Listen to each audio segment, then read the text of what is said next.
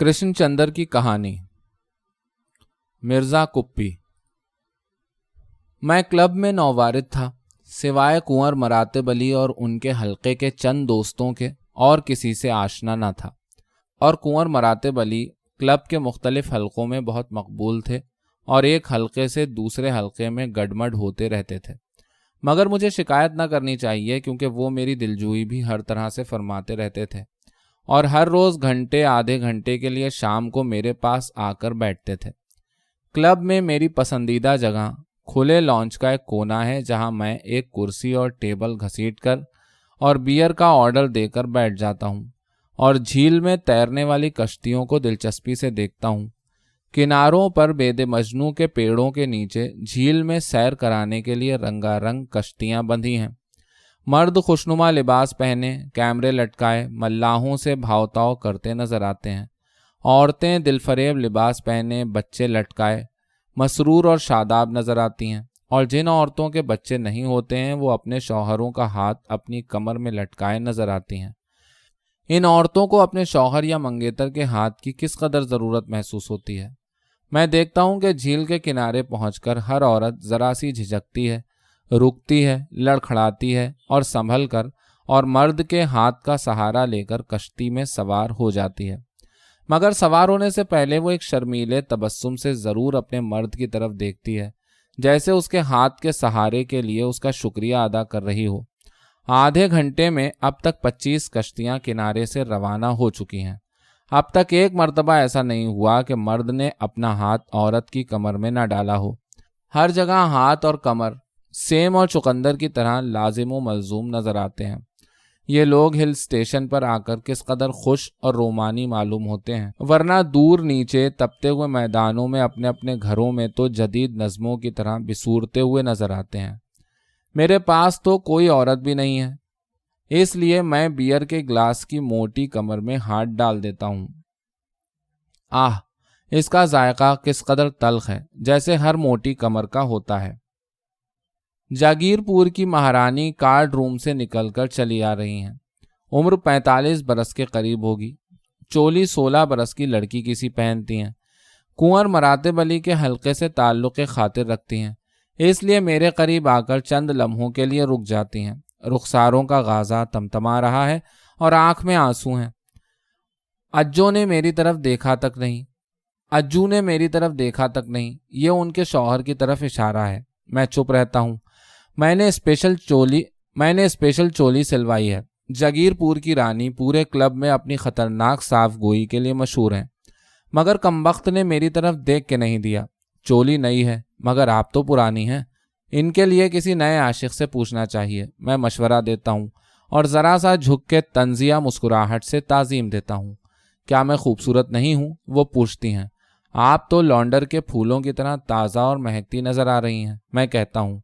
रानी जी खुश हो जाती हैं और मुझे खुश करने के लिए मेरे बियर के ग्लास से एक घूंट पीकर रुखसत हो जाती हैं और चलते चलते मुझे बास्टर्ड के लक़ब से नवाजती जाती हैं। मैं रानी जी को अकब से देखता रहता हूँ। उनके कूल्हे ऐसा मालूम होता है गोया रानी जी ने अपनी साड़ी के अंदर 2 कद्दू अटका रखे हैं। मुझे उनके शौहर पर बड़ा तरस आता है। फैशन वालों को बहुत जल्द कूल्हे कसने के लिए भी एक चोली ईजाद करनी चाहिए। ग्लास ख़त्म हो गया। जब तक बियर का दूसरा ग्लास आए, मैं बाएं कोने में बैठे हुए एक मर्द को देखता हूँ। ये मर्द हर रोज़ इसी कोने में आके बैठता है। बहुत वजीह और बावकार मर्द मालूम होता है। अक्सर औरतों से आंख नहीं मिलाता। अगर मिलाना पड़ जाए तो फौरन इंतहाई तमीज़दारी से नज़रें झुका लेता है। ये मर्द कौन है? 3-4 दिन से मैं इसमें दिलचस्पी ले रहा हूँ। ऐसी हयादार आंखें तो मैंने क्लब के किसी मर्द के चेहरे पर नहीं देखी, वरना यहाँ मर्दों की निगाहें तो ऐसी होती हैं कि औरतों के जिस्म में सेंध लगाती मालूम होती हैं। किस कदर मुहज़्ज़ब इंसान है ये। क्लब के दूसरे लोगों से बिल्कुल मुख्तलिफ, बारीक सियाह धारी की बादामी रंग की खुशनुमा अचकन और सफ़ेद चूड़ीदार पहने हुए, पाँव में सियाह पंप शू, सर के सियाह बालों में एक सफ़ेद लट बहुत भली मालूम होती है। बीवी भी कायदे की मालूम होती है और दोनों बच्चियां भी जो उनके साथ आई हैं, मगर उसके लवाहिकीन गैर दिलचस्प मालूम होते हैं सिवाय इस मर्द के। कौन है ये? क्या करता है? क्या नाम है इसका? کچھ عرصے کے بعد جب کنور مراتب علی میری میز پر آتے ہیں تو میں ان سے پوچھتا ہوں کون وہ آنکھوں سے اشارے کر کے پوچھتے ہیں۔ ان کی آنکھوں میں شرارت جھانک رہی ہے، بہت محظوظ معلوم ہوتے ہیں۔ ہاں وہی، میں جواب دیتا ہوں۔ یہ مرزا کپی ہیں۔ مرزا کپی ہیں؟ ہاں، عجب نام ہے۔ میں غور کرتا ہوں۔ ان کا اصلی نام تو مرزا رجب علی ہے، مگر اب انہیں کوئی ان کے اصلی نام سے نہیں جانتا، سب انہیں مرزا کپی کہتے ہیں۔ کیوں؟ دلچسپ قصہ ہے، سنو گے؟ ہاں۔ کنور مراتب علی نے گزرتے ہوئے بیرے سے آنکھیں ملائیں۔ بیرا وہیں مؤدب ہو کر رک گیا۔ کنور مراتب علی نے ایک ڈبل وسکی کا آرڈر دیا اور جب وسکی آ گئی تو ایک گھونٹ بھر کر بولے، مرزا جی خاندانی رئیس ہیں، یوں کہنا چاہیے کہ رئیس تھے، آج کل تو جس کے پاس روپیہ ہے وہی رئیس ہے۔ کنور مراتب علی کسی قدر تلخی سے بولے، مگر مرزا جی واقعی خاندانی رئیس ہیں اور آصف گڑھ کے چوٹی کے خاندانوں میں ان کے خاندان کا شمار ہوتا ہے۔ دور پار کی ہماری بھی ان سے رشتہ داری ہوتی ہے، اس لیے میں ان کے بارے میں بہت کچھ جانتا ہوں۔ نوجوانی میں مرزا جی بہت رنگین مزاج تھے۔ کون نہیں ہوتا صاحب، جس کے پاس روپیہ ہو، زمینداری ہو، محل ہو، درجنوں نوکر چاکر، باندیاں، لونڈیاں حکم کے ایک اشارے کی منتظر ہوں، اور زندگی صرف ایک ہو تو کون اس کے بھرپور مزے لوٹنا نہیں چاہے گا۔ ہم جاگیرداروں کو سب گالیاں دیتے ہیں، مگر ان نئے جاگیرداروں کے بارے میں آپ کا کیا خیال ہے جنہوں نے پرمٹ، کوٹے اور ٹھیکے سے نئے محل تعمیر کیے ہیں؟ انہیں کوئی کچھ نہیں کہتا۔ پرانی جاگیروں کو ختم کر کے نئی جاگیریں پیدا کر کے آپ نے کس کا بھلا کیا ہے؟ میں کہتا ہوں یہ جمہوریت بالکل فراڈ ہے، غریب لوگ ہمیشہ جوتے کی نوک سے مارے جائیں گے۔ بجا فرمایا، میں نے کہا، لیکن وہ مرزا کپی؟ میں نے پھر اصل داستان کی طرف اشارہ کیا اور پھر وسکی کے گلاس کی طرف۔ کنور مراتب علی میرا اشارہ سمجھ گئے۔ گلاس اٹھا کر انہوں نے 3 بڑے بڑے گھونٹ لیے اور گویا جاگیرداری کے خاتمے کی پوری کڑوی گولی نگل لی۔ پھر دزدیدہ نگاہوں سے بائیں کونے میں بیٹھے ہوئے مرزا کپی کو دیکھا۔ دیکھتے ہی انہیں جو کچھ یاد آیا اس سے وہ بے حد محظوظ ہو کر بولے، ایک زمانہ تھا مرزا کپی کا، وہ بھی اس عمر میں اس قدر وجیح معلوم ہوتے ہیں تو سوچ لیجئے جوانی میں کیا نہ ہوں گے۔ بھرا بھرا جسم، شباب کا اٹھتا رس، اس پر دولت کا خمیر اور رئیسوں کی روایتی بے فکری، خوش باش، خوش کلام، ہر وقت خوش آمدی مصاحبوں میں گھرے رہتے۔ اور جناب میں پوچھتا ہوں، ہمارے مصاحبوں کے وجود میں جو اس قدر کیڑے دکھائی دیتے ہیں آپ لوگوں کو، تو ان درجنوں خوش آمدیوں اور چاپلوسی کرنے والے مکاروں کے بارے میں آپ کیا کہتے ہیں جو آج کل لیڈروں، وزیروں اور نو دوستوں کو گھیرے رہتے ہیں؟ ہمارے مصاحب تو جناب پھر بھی اپنے اپنے فن میں طاق ہوتے ہیں، کوئی لطیفہ گوئی میں، کوئی حاضر جوابی میں، کوئی مرغ بازی میں، کوئی پتنگ بازی میں، کوئی چوسر میں، تاش میں، گنجفے میں۔ آج کل کے مصاحبین کو کیا آتا ہے سوائے جوتی چاٹنے کے؟ کنور مراتب علی پھر بھڑک گئے اور اصل داستان سے بھٹک گئے۔ میں نے جلدی سے ان کا وسکی کا گلاس ان کی طرف سرکا دیا۔ 2 بڑے بڑے گھونٹ پینے کے بعد کہیں ان کی طبیعت بحال ہوئی۔ طبعی بشاشت خوش ادا تبسم کی طرح کھل کر ان کے چہرے پر دوڑنے لگی۔ ماضی کی یادوں میں گم ہو کر بولے، بخدا آصف گڑھ میں ایک طرح سے ان کی اپنی حکومت تھی، حالانکہ حکومت انگریز کی تھی، مگر صاحب لوگ پرانے خاندانی رئیسوں اور تعلقہ داروں کی عزت ہمیشہ ملحوظ خاطر رکھتے تھے۔ اب تو وہ چلے گئے اور پیٹ پیچھا ہے ان کا۔ علل اعلان کہتا ہوں، خوب لوگ تھے وہ، کبھی ہمارے اندرونی معاملات میں دخل نہیں دیا۔ مرزا کپی بھی اپنے باپ کے لاڈلے اور چہیتے تھے اور آصف گڑھ میں کھل کھیلتے تھے، اور ان کو روکنے ٹوکنے والا کون تھا؟ اہل محلات کی لونڈیوں، باندیوں پر ہاتھ صاف کیا۔ پھر محل سے باہر نکل کر ان کی نگاہیں آصف گڑھ کی گلیوں میں پہنچنے لگیں، جو گدڑی کے لال ایک طرح اندھیری گلیوں میں 7 پردوں کے اندر چھپی رہتی ہیں۔ پھر گلیوں سے نکل کر اطراف و اکناف کے نواحی علاقوں میں انہوں نے گل چینی شروع کی۔ جھنڈے گاڑ دیے تھے مرزا جی نے اپنی جوانی کے، اور جوانی بھی کیا دیوانی تھی ان کی۔ خوبصورت عورت پر یوں گرتے تھے جیسے باز اپنے شکار پر، بھری محفل سے اٹھا لے جاتے تھے، گھر سے، پنگھٹ سے، قصبے کی کچی سڑک سے، کھیت سے، جنگل سے، جہاں سے جی چاہتا اغوا کر کے لے جاتے۔ سارے علاقے میں ان کی دلیری اور جسارت کی دھوم تھی۔ بڑے سے بڑے جاگیرداروں کے لڑکے خار کھانے لگے تھے ان سے۔ یہ کہہ کر کنور مراتب علی ایک لمحے کے لیے چپ ہوئے اور انہوں نے ایک لمحے کے لیے چور نگاہوں سے تعریفی انداز میں مرزا کپی کی طرف دیکھا، پھر میری طرف پلٹ کر بولے، ان دنوں ایک بار ان کے علاقے میں خانہ بدوش بلوچیوں کا ایک قافلہ آ کے رکا۔ اس قافلے میں یوں تو ایک سے بڑھ کر ایک خوبصورت بلوچن تھی، مگر جس بلوچن پر مرزا کا دل آیا وہ کافر ادا واقعی قیامت خیز تھی۔ اونچا لمبا قد، 5 فٹ 8 انچ، تندرست اور تنومند جسم، سیاہ بال، بڑی بڑی آنکھیں، شعلے کی طرح دہکتے ہوئے لب و رخسار اور سینے کی منہ، معاذ اللہ کچھ نہ پوچھئے، یوں لگتا تھا جیسے ابھی ابھی قمیص پھٹ جائے گی اور سینے کے ٹائر فضا میں پرواز کر جائیں گے۔ اور جناب بالکل اصل معاملہ تھا، اصل، آج کل کی چولیوں کی طرح نہیں کہ اوپر سے بھری کٹوری اور اندر سے خالی۔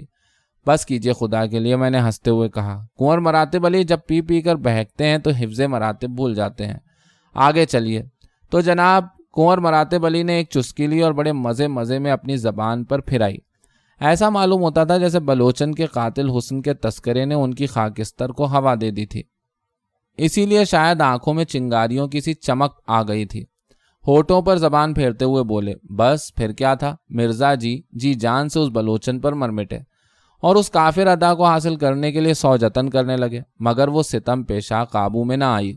اسی دوران میں ادھر ادھر کی کئی بلوچنیں اور اسی قافلے کی انہوں نے زہر مار کی، مگر وہ قتالہ ان سے دور دور ہی رہی۔ اس کا 2 سال کا ایک بچہ تھا اور ایک خاوند تھا۔ بچے کے لیے تحائف بھیجے گئے اور خاوند کے لیے شراب، اور دونوں چیزیں اس طرح قبول کر لی گئیں جیسے یہ تو ان کا حق تھا، مگر معاملہ وہیں کا وہیں رہا اور پیشہ ور دلالوں اور کٹنیوں کی تمام ترکیبیں ناکام رہیں، مگر تحفے تحائف برابر قبول کیے جاتے رہے۔ اس سے مرزا جی کو اور بھی غصہ آیا، یعنی مال بھی کھوتے ہیں اور الو بھی بنتے ہیں، عجیب کینڈے کی عورت ہے یہ۔ جب جملہ مصاحبین کی جھانسے بازیاں ناکام ثابت ہوئیں تو اغوا کا پروگرام بنایا گیا۔ بلوچن ہر روز سر پر ٹوکری رکھے اور پیٹھ پر بچہ باندھے بڑے ٹھاٹ سے سینہ تانے آصف گڑھ کی گلیوں میں جاتی تھی اور سرے شام اپنا کام ختم کر کے اپنی قیام گاہ کو لوٹتی تھی، جو آصف گڑھ سے آدھے میل کی دوری پر ایک چھوٹے سے ٹیلے پر خیموں کی صورت میں موجود تھا۔ کچی سڑک تھی اور راستے میں ڈوم، پاسیوں اور چماروں کی جھوپڑیوں کے سوا کچھ نہ تھا، اور ان لوگوں میں سے کسی کی ہمت ہو سکتی تھی کہ بلوچن کی مدد کو آ سکے۔ لہذا طے پایا کہ 4 تیز اور ترار مصاحب اس کچی سڑک پر پیر پتلی شاہ کے مزار سے پرے املیوں کے موڑ پر بلوچن کو گھیر لیں گے اور اسے زبردستی اٹھا کر محل میں لے آئیں گے، اور پھر وہی ہوگا جیسا کہ اب تک ہوتا آیا ہے۔ اس موقع پر میں بھی موجود رہوں گا، مرزا جی نے اصرار کیا۔ مصاحبین نے بوتیرا سمجھایا کہ یہ آداب ریاست کے خلاف ہے، آخر آپ کے جانثار کس کام آئیں گے، مگر مرزا نہیں مانے۔ حالانکہ مصاحبین تو دوسری وجہ سے نہیں چاہ رہے تھے کہ مال غنیمت کو محل تک پہنچانے سے پہلے اس پر مصاحبین کا بھی حق ہوتا ہے۔ یہ حق گویا ایک طرح سے محل میں داخل ہونے کا پاسپورٹ ہوتا ہے، پروانہ راہداری ہوتا ہے یا چنگی کا محصول ہوتا ہے، کچھ بھی سمجھ لیجئے۔ پھر کیا ہوا، میں نے پوچھا۔ ایک ڈبل پیگ لگا لوں تو آگے چلوں، کنور مراتب علی بولے، اور انہوں نے بیرے کو دوسرے ڈبل پیگ کا آرڈر دیا۔ میں نے مرزا کپی اور ان کے خاندان کی طرف دیکھا۔ وہ سب لوگ انتہائی قاعدے سے اور قرینے سے دھیمے دھیمے گفتگو کر رہے تھے اور سنگتروں کا رس لامبی لامبی سفید ڈنڈیوں سے پی رہے تھے۔ بال روم میں ناچ شروع ہو گیا تھا۔ کنور مراتب علی نے ناچ کی گت دور سے سنی، غور کیا، آنکھیں موند لیں۔ دھیرے دھیرے گنگناتے ہوئے چند لمحوں کے لیے انہوں نے اپنے جوتے کے تلے سے ناچ کی گت کو بجایا، دوسرے ڈبل پیک کا ایک گھونٹ لیا اور بولے، کچھ ایسی ہی شام تھی، دھندلی اور شفق آمیز۔ کچھ سڑک پر بیل گاڑیاں ایک نارنجی غبار چھوڑ گئی تھیں اور اس غبار میں ان چاروں مصاحبوں نے موڑ سے اس بلوچن کو یوں طلوع ہوتے دیکھا جیسے آفتاب سحر کے گلابی بادلوں سے برآمد ہوتا ہے۔ ایک اونچی، پوری تنومند، صحت مند، تندرست، چاق و چوبند عورت سر پر ٹوکری رکھے اور ٹوکری میں رات کے کھانے کا سامان رکھے، بچہ اپنی پیٹھ پر باندھے لمبے لمبے ڈگ بھرتی تیزی سے چلی آ رہی تھی، اور مصاحبوں نے اسے پکڑنے کی کوشش کی۔ بلوچن نے ایک ہاتھ سے ایک مصاحب کو جھٹک دیا، دوسرے کو دوسرے ہاتھ سے نیچے گرا دیا اور سینہ تان کے آگے چلی تو 2 اور مصاحب اسے پکڑنے کے لیے آگے بڑھے، مگر بلوچن کو سینہ تان کر سامنے سے آتے دیکھ کر کائی کی طرح پھٹ گئے۔ بلوچن راستہ پا کر آگے بڑھی تو اسے مرزا جی نظر آئے۔ نوجوان مرزا کی نظریں بلوچن کے سینے پر پڑ گئی، جیسے وہ اس کے جسم کا کوئی اور حصہ نہ دیکھ رہا ہو سوائے اس کے سینے کے، جیسے وہ نگاہیں گوند سے بلوچن کے سینے سے چپکا دی گئی ہوں۔ نوجوان مرزا اغوا وغیرہ کی سب ترکیبیں بھول کر حیرت میں ڈوبا بلوچن کو تاکتا رہ گیا۔ بلوچن اس کے قریب سے گزر گئی، مرزا وہیں ٹھٹھرا کھڑا رہ گیا۔ پھر بلوچن واپس آ گئی اور سینہ تان کے مرزا کے سامنے کھڑی ہو گئی۔ کیا ہے؟ بلوچن نے بڑی دلیری سے مرزا جی کی آنکھوں میں آنکھیں ڈال کر پوچھا۔ اس غیر متوقع سوال سے مرزا جی کی گھگی بن گئی، کچھ بول نہیں سکے۔ بلوچن نے آگے بڑھ کر مرزا جی کو گردن سے پکڑ لیا، جلالی آواز میں گرج کر بولی، ہم روز ادھر سے گزرتا ہے، تم روز ہم کو دیکھتا ہے، ادھر سینے پر دیکھتا ہے، ادھر کاہے کے واسطے دیکھتا ہے بولو کاہے کے واسطے دیکھتا ہے ادھر؟ بلوچن نے ایک ہاتھ تو مرزا جی کی گردن پر رکھا، دوسرے ہاتھ سے ان کے رخسار پر زور کا ایک تماچا مارا۔ مرزا جی زور سے چیخے، بچاؤ بچاؤ، مگر چاروں مصاحب بھاگ چکے تھے۔ چیخنے کی آواز سن کر چھپروں سے چمار، پاسی، کولی نکلے، کچھ کھیتوں سے کھیت مزدور، وہ لوگ دوڑے دوڑے آنے لگے۔ یہ ہمارے بچے کا کپی ہے، بلوچن اپنی چھاتیوں کی طرف اشارہ کرتے ہوئے کہہ رہی تھی، یہ ہمارے بچے کا کپی ہے، تم ہمارے بچے کی کپی کو بری نظر سے دیکھتا ہے، ہم تمہاری جان لے لے گا۔ بلوچن نے زور کا ایک اور دھپ دیا۔ مرزا جی نے اپنے آپ کو چھڑانے کی کوشش کی، مگر بلوچن تگڑی تھی، اس نے مرزا جی کی گردن نہیں چھوڑی۔ ارے یہ چھوٹے مرزا جی ہیں، ایک چمار نے بلوچن کی خوشامد کی، یہ تو ہمارے سرکار ہیں، انہیں چھوڑ دو، چھوٹے مرزا جی ہیں یہ تو۔ چھوٹے مرزا ہوں کہ بڑے مرزا، میں نہیں چھوڑوں گی، جب تک اس چھوکرے کو ٹھیک نہیں کر لوں گی کبھی نہیں چھوڑوں گی۔ بلوچن غصے میں آ کر اپنی چھاتیاں کھول رہی تھی، کھولنے کی کوشش کر رہی تھی۔ ارے کیا کرتی ہے کیا کرتی ہے، بہت سے لوگ چیخے، مگر قمیض کا ایک بٹن کاج میں ایسا آ کے پھنسا جیسے بلوچن کی مٹھی میں مرزا جی کی گردن پھنس گئی تھی۔ آخر بلوچن نے زور کا جھٹکا دے کر غصے میں اپنا گریبان پھاڑ ڈالا۔ اس نے ہاتھ میں اپنی چھاتی کو لیا اور دوسرے ہاتھ سے اس نے مرزا جی کی گردن زور سے نیچی کی اور پھر زبردستی اپنی چھاتی اس کے منہ میں دے دی۔ لے حرام جادے، پی میرے بچے کا کپی۔ اس وقت 50 آدمی مرزا جی اور بلوچن کے گرد جمع ہو چکے تھے، مگر بلوچن اس قدر بفری ہوئی تھی کہ کسی کی منت سماجت پر کان دھرنے کی ضرورت کی روادار نہ تھی۔ اس وقت تک اس نے مرزا جی کی گلو خلاصی نہیں کی جب تک کہ اسے اپنی چھاتی کا دودھ نہ پلا دیا۔ اس رات مرزا جی کہیں غائب ہو گئے اور پھر 20 برس تک واپس نہیں آئے۔ 20 برس کے بعد جب آصف گڑھ لوٹے تو ایک معقول بیوی اور 4 بچے لے کر لوٹے۔ اب وہ ایک کامیاب انجینئر ہیں، نہایت معقول اور نہایت مہذب انسان ہیں۔ آج تک ان کے بارے میں کوئی ایسی ویسی بات نہیں سنی۔ داستان ختم کر کے کنور مراتب علی خاموش ہو گئے اور وہ دونوں چپ چاپ مرزا کپی کے خاندان کی طرف دیکھنے لگے۔ اتنے میں جگیر پور کی رانی اپنا سینہ تانے ہوئے کارڈ روم سے نکلی۔ اتنے عرصے میں انہوں نے ایک اور نئی چولی بدل لی تھی جو پہلی چولی سے بھی زیادہ تیز اور تندخو معلوم ہوتی تھی۔ قریب آ کر جھنجھلائے ہوئے لہجے میں کنور مراتب علی سے بولیں، بڑا سور ہے اجو، میری طرف دیکھتا ہی نہیں۔ ان کی آواز میں آنسو تھے۔